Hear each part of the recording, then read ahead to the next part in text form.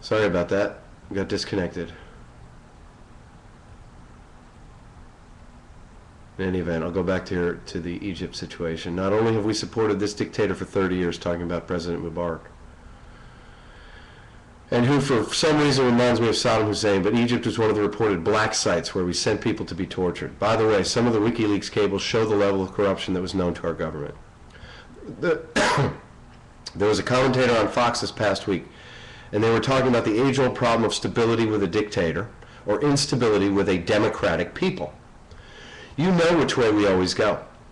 I have to ask this question again regarding people that hate the United States. Why do they hate our freedoms? You've heard me say it before. Tonight on Fox 1, they're raising the alarm about the Muslim Brotherhood in Egypt, an Islamic terrorist organization that is deferred to a moderate opposition leader, much to the chagrin of Fox. And 2, James Baker was on Fox, and he said that Mubarak was a staunch ally in our war on terror. Baker was then asked, is there a risk of this type of uprising spreading? He said yes. Once the freedom genie is let out of the bottle, it's very difficult to get him back in. That statement bugs the crap out of me, as it should you.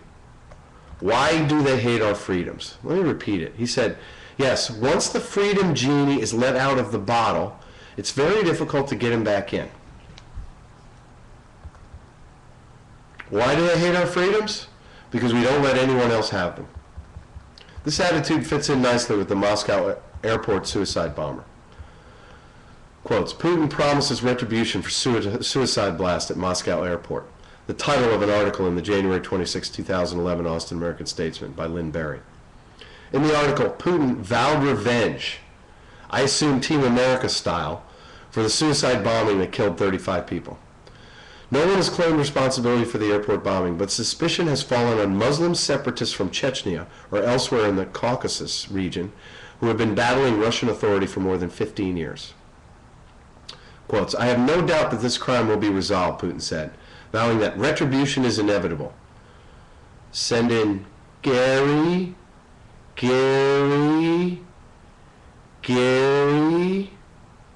I have to ask, why do they hate Russia's freedoms?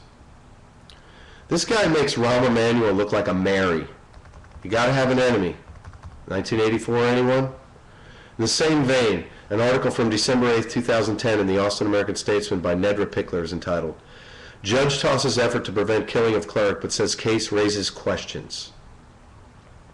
The article details a judge that threw out a lawsuit intended to prevent the U.S. from assassinating anti-American cleric Anwar al-Awlaki, who is an American citizen.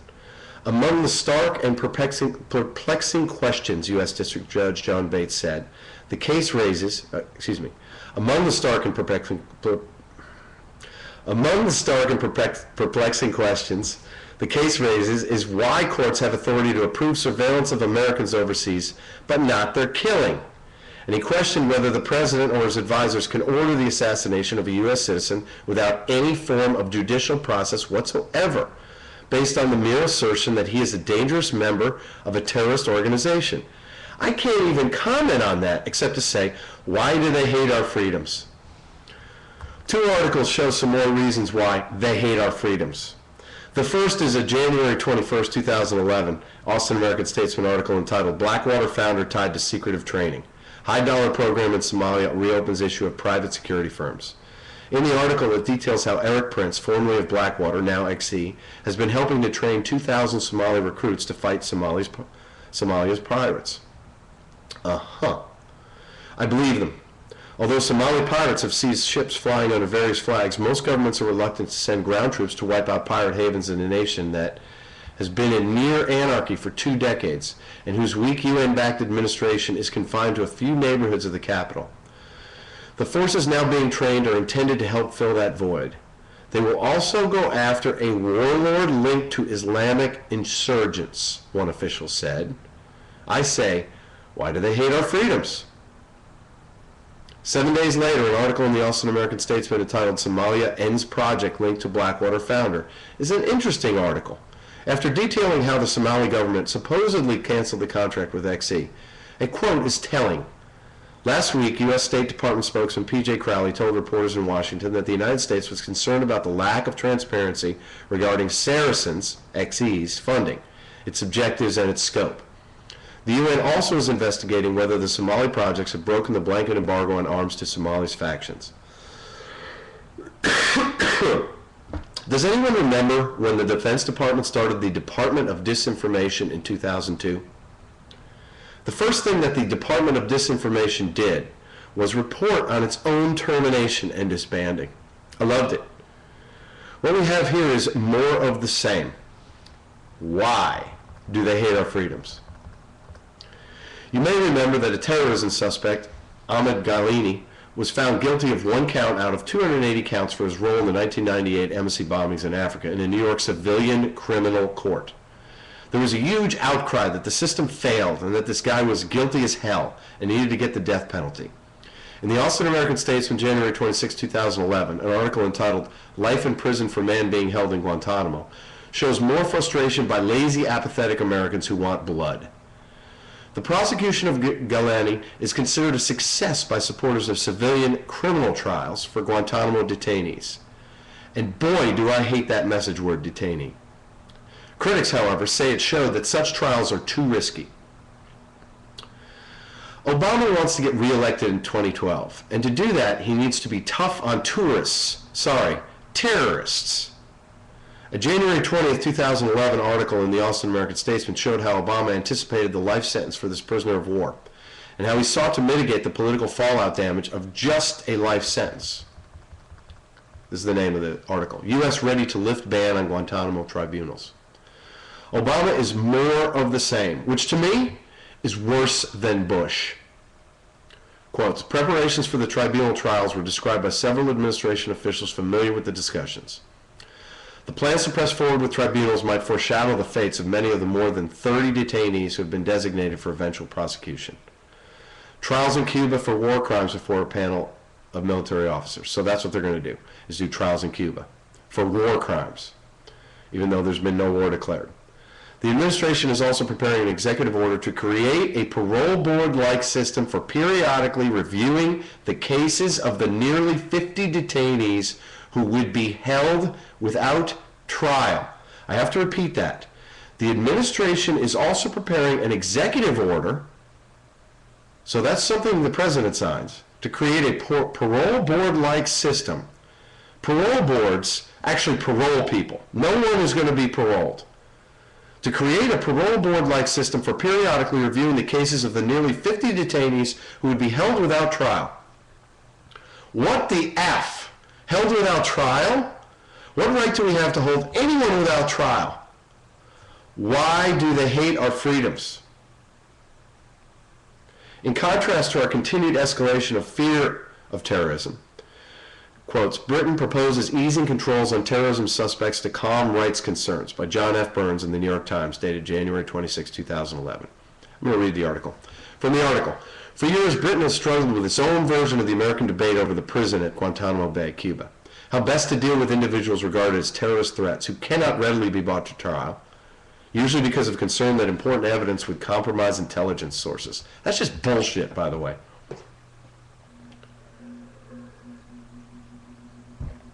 That's water.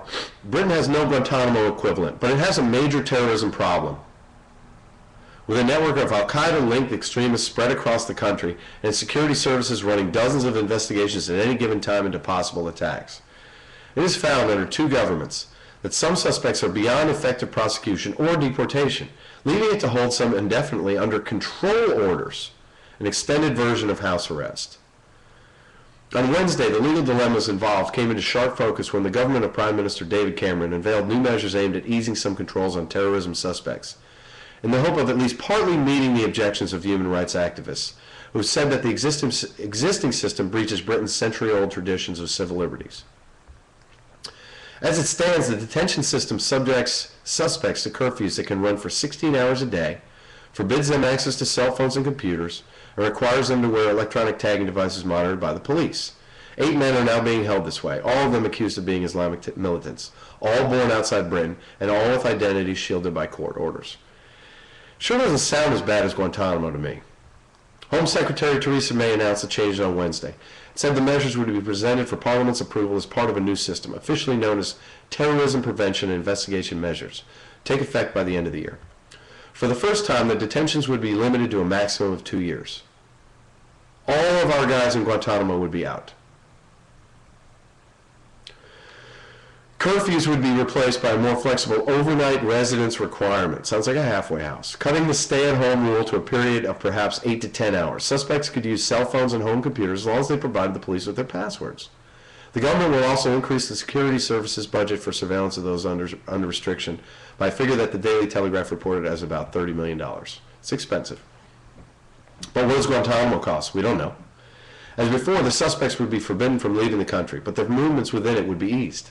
Bans on visiting entire towns or neighborhoods would be narrowed to specific buildings, mosques or community centers, for example. That kind of bugs me. The government also pledged to step up efforts to negotiate deals to deport the suspects to their home countries under guarantees protecting them from torture or other abuses, an approach that in the past has been rejected in a number of cases by the European Court of Human Rights. Do you know why? Because all assurances that somebody is not going to be tortured is bullshit. The new proposals are the result of a wide-ranging review of Britain's counterterrorism laws and practices ordered by the Cameron government after it defeated the Labour government in May elections. While senior conservatives had clashed with Labour over its counterterrorism measures, calling them too severe, urgency was added to the review by Mr. Cameron's need to placate the Conservatives' junior coalition partners, the Liberal Democrats. They demanded a wholesale reworking of the control measures and made the scrapping of Labour's system a condition of joining the coalition. Something to be said for Britain's method of parliamentary procedure. Mrs. May's changes also involve a rollback of other counterterrorism measures adopted by Labour. A law allowing terrorism suspects to be held for 28 days without charge will be allowed to lapse, resetting the maximum to 14 days. Parliament can approve a temporary return to the longer limit in the face of a major terrorist alert. Stop and search powers, widely used by the police and resented by many in the ethnic communities, will be curbed. The changes include some that are not specific to terrorism cases.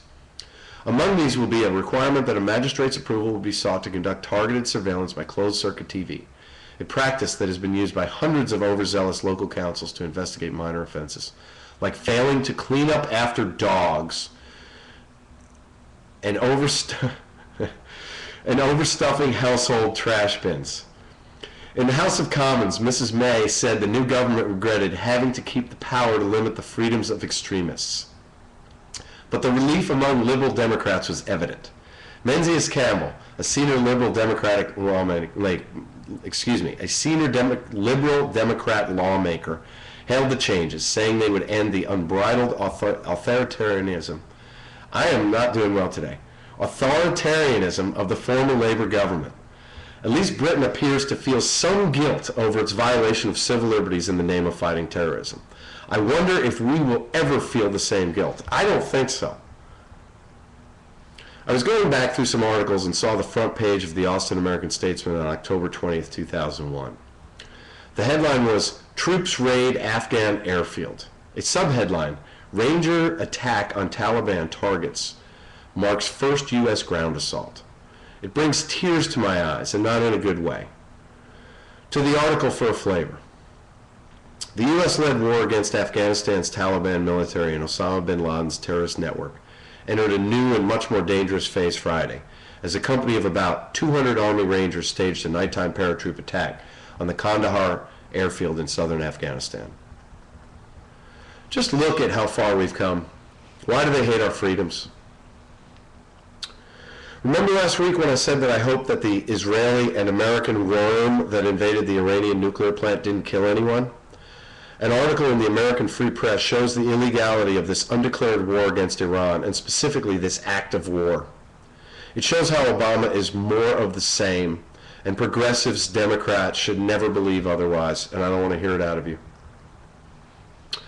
Russia calls for NATO probe into Iran cyber strike, January 26, 2011.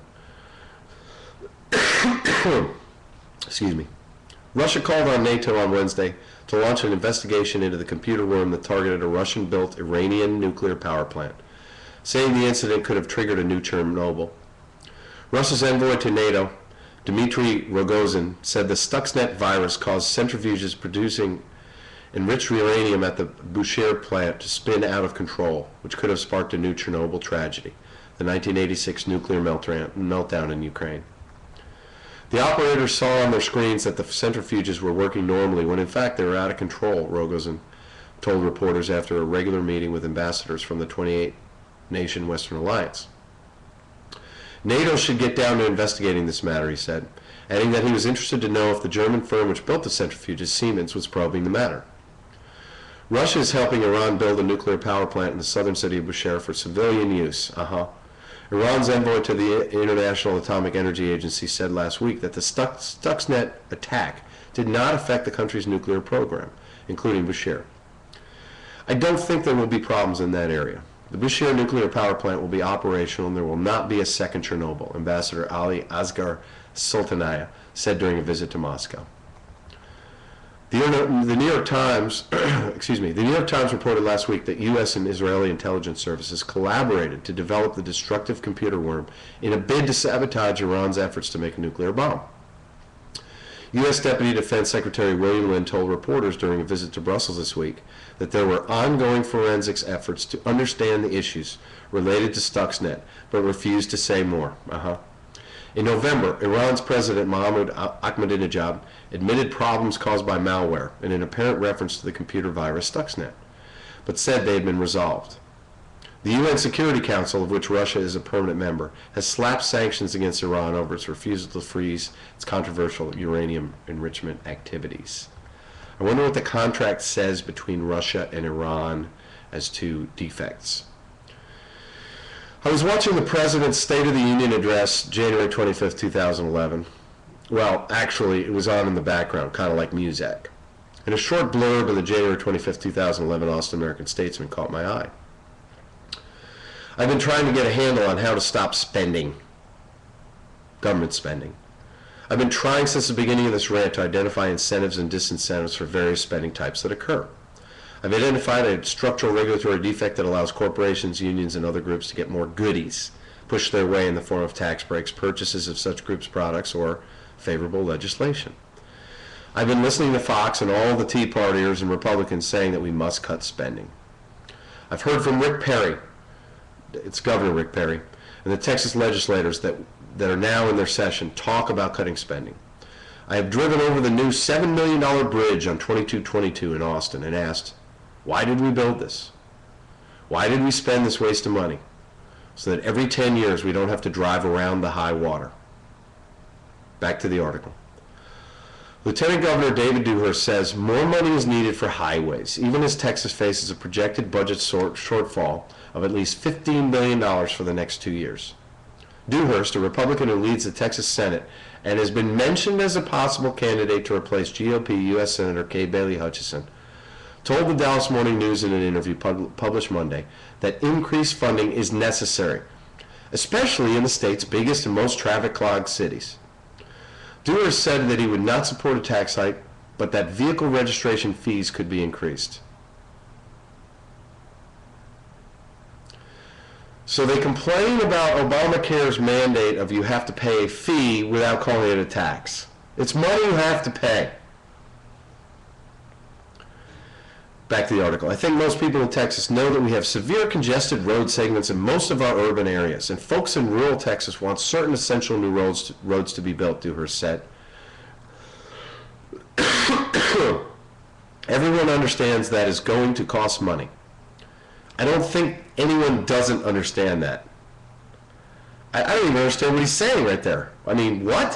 What kind of idiot with a $15 billion or $28 billion, who really knows, deficit to handle, would propose new spending of any kind? Obviously, the kind of idiot running for U.S. Senator, the kind of U.S. Senator that would bring home the bacon. As I ranted, and I mean ranted, to my Tea Party friend about the continued spending on chicken lanes, bridges to somewhere that don't need to be built, and brand new firehouses at the top of my hill, we both lost it.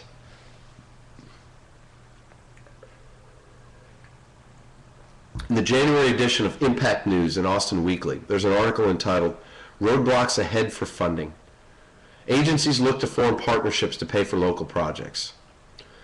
Let's look at how state agencies work in Texas. They submit a budget and a list of needs to the legislature every 2 years. In order to get increased funding, you need to spend everything that you were allocated and then show to the legislature that you were not able to do all the things on the list. And you therefore need more in the next biennium. Let's pause for a moment and think about that structural defect. And it happens at the federal level as well. Use it or lose it is the key there. From the article. The Texas Department of Transportation needs $386 billion over the next 20 years, but expects revenue of about $180 billion. How can they need $386 billion while they only expect revenue of $180 billion? In talking about adding lanes, maybe measured toll type lanes to Mopac and Austin, they say, however, it is only the Mopac project's first phase of construction that has received financial backing. Excuse me. Funding specific phases of development is an emerging trend among local agencies. This helps projects continue along in lieu of reserving large sums of funding. Think about that for a second. An agency can make a decision about a gigantic project seem much easier if only a single phase gets completed. Then the agency will point to that phase and say, George Costanza style, can't stop now. Generally, the funding comes directly from gas tax revenue. According to David Ellis, research scientist for the Texas Transportation Institute, the gas tax has many deep-seated issues. Primarily, as fuel efficiency improves, gas tax revenue decreases. So I guess we should use less efficient cars again so that more roads can be built? There's so many things wrong with this. It's a second structural regulatory defect. Use it or lose it. Every agency has to use what they have been budgeted, or they will not get that budgeted amount the following biennium. All right, there's a regular column in the Austin American Statesman by Ben Ware, dated January 31st, 2011, entitled, Is I-35/130, Highway 130 swap proposal kooky or ingenious? Highway 130 was built to relieve the congestion in Austin by hopefully diverting the bulk of traffic from the nightmare of I-35 in downtown Austin to a tollway. What idiots. It has not worked. And this shows the failure of the 130 toll road, which cost billions to taxpayers, diverted much needed funds from existing roads, or mental health services, and specifically prohibited, in the contract to have it built, prohibited the state from improving highways that compete with Highway 130. As I stated in an earlier rant, 130 was built by a company that showed the structural regulatory defect of donations to politicians, namely Rick Perry. They had projections that were high enough to sell bonds to finance the construction, to be paid back by tolls, and backed by the state. Apparently, the projections were exaggerated. Let's go to the article where the authors explain the outrageous plan to do this tollway swap, add some lanes on the old tollway, and put tolls on the old I-35. Quotes, doing all this, and many other complicated, expensive things included in the report, is actually harder than it sounds. For instance, this might require as many as 2 elections, a local vote to allow free lanes to be converted to tolls, and another Central Texas vote to perhaps raise fees to help pay the $2 billion or so of debt remaining on Texas 130 and its 2 partner toll roads. My God, what a boondoggle.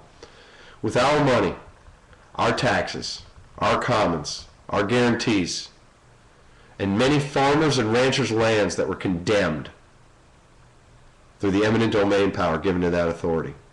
And those condemnations are a part of Rick Perry's albatross of big government out of control that he's trying to overcome for his run for president.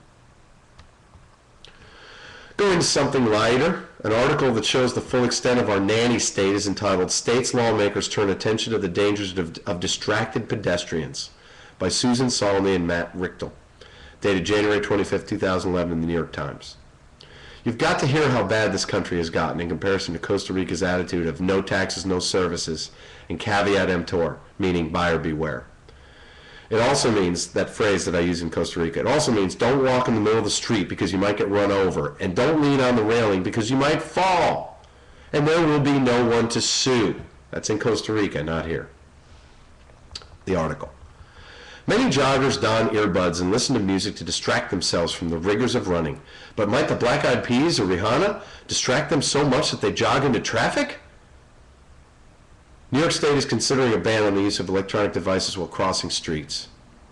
That is the theory of several lawmakers pushing the latest generation of legislation dealing with how devices like iPods and cell phones affect traffic safety.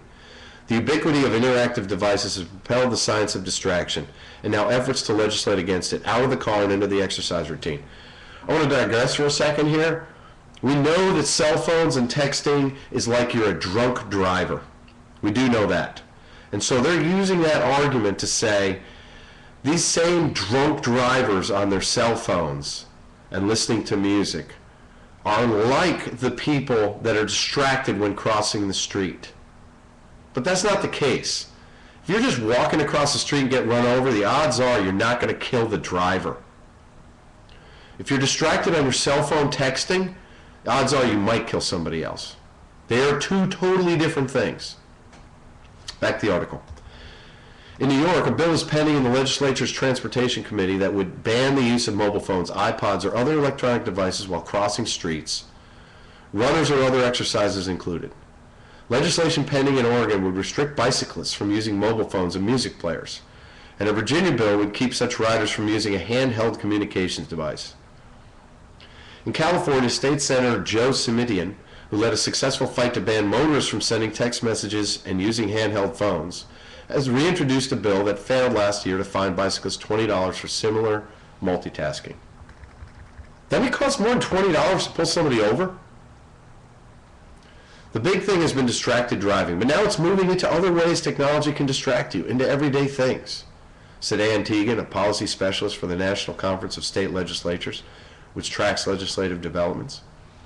Exercising in Central Park on Tuesday, Mary Wickham, 56, said she understood what all the fuss was about. They're zigging, they're zagging, they don't know what's around them. It can definitely be dangerous.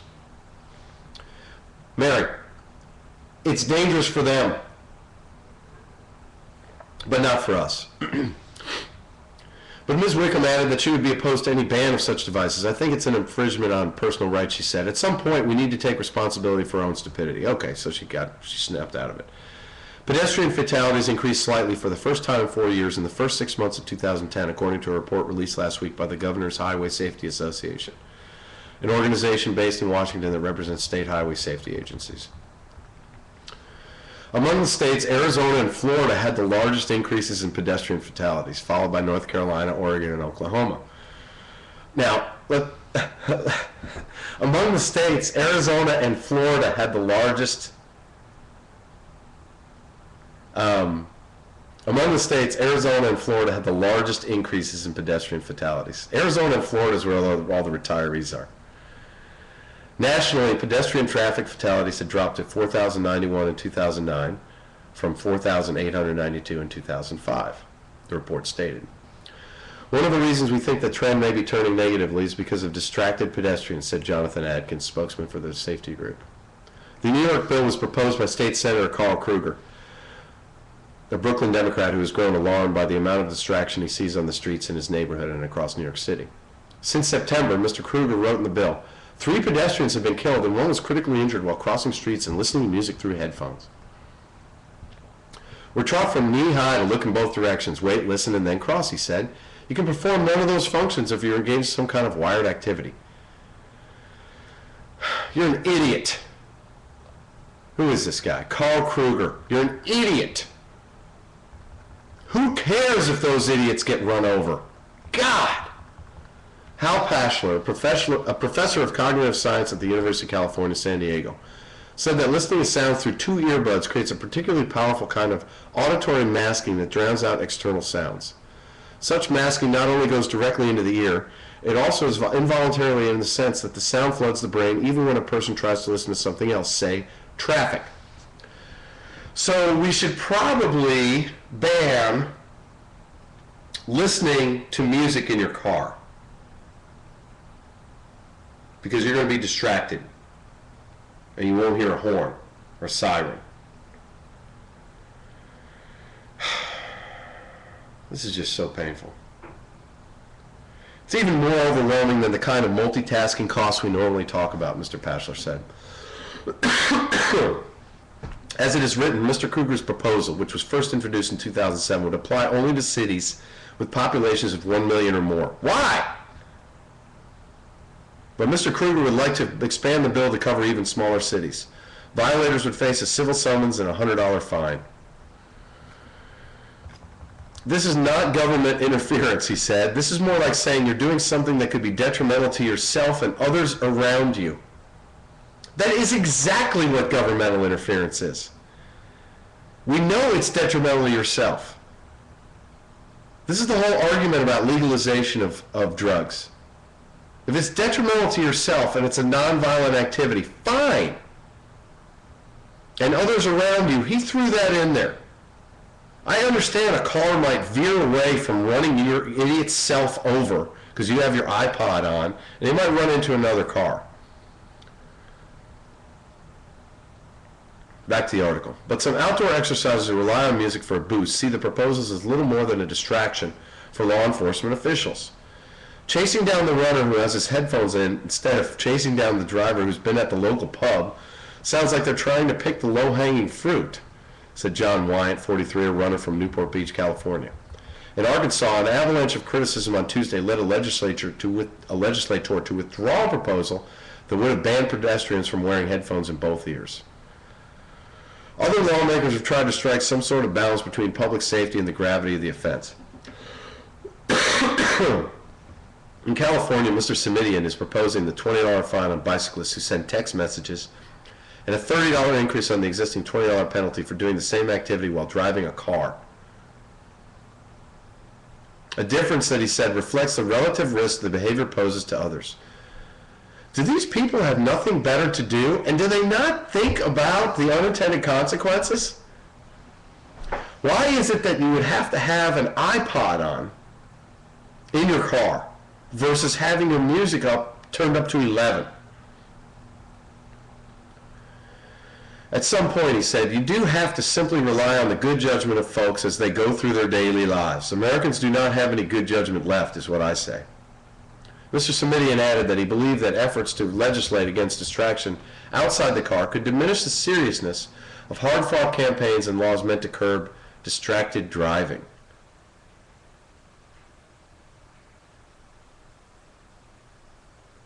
What? I'm surprised that this country survives with these idiots saying stuff like this. Is there a problem out there with distracted pedestrians?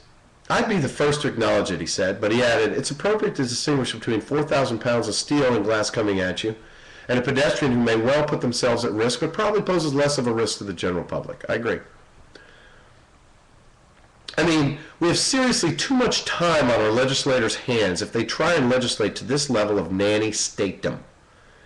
I cannot wait until China calls in the loans. This kind of bullshit will absolutely stop. We don't have time or money. I'm continuing to watch Candidate for President Rick Perry for you. An article in the Austin American-Statesman dated January 31st, 2011 entitled Economic Aid Money at Risk as Budget Cut is an interesting take on Perry's run for president. The $151 million fund, that is a carryover from the prior budget, has been used to lure businesses to Texas. It has been called a legal slush fund for Perry to use for his cronies. Think political donors. You're not going to hear a squawk out of Perry on this, as he has given away as much over the years as he's needed to. And he's done. He'll probably even use this cut in funding to prove that, against his own self-interest, he allowed this fund to go away in the name of budget cutting. Small government. That's all there is today. Sorry for speaking so quickly at the beginning. I want to thank our sponsors, all of which support this form of conversation, but not necessarily the content of this conversation. PianoByAngelo.com, Angelo Limbesi's, who teaches and plays keyboards all over Austin. ZetaDesign.com for all of your decorative painting needs. AustinAreaPlumbing.com for all of your Austin plumbing problems. www.ticoadventurelodge.com, small hotel in Samra, Costa Rica. CNC Surf School in Samra, www.cncsurfsamra.webs.com. They got me up on a board. La Vela Latina, Great Sunset Bar and Restaurant in Samra. Ambar Tequila at www.santosspirits.com, an extremely smooth tequila.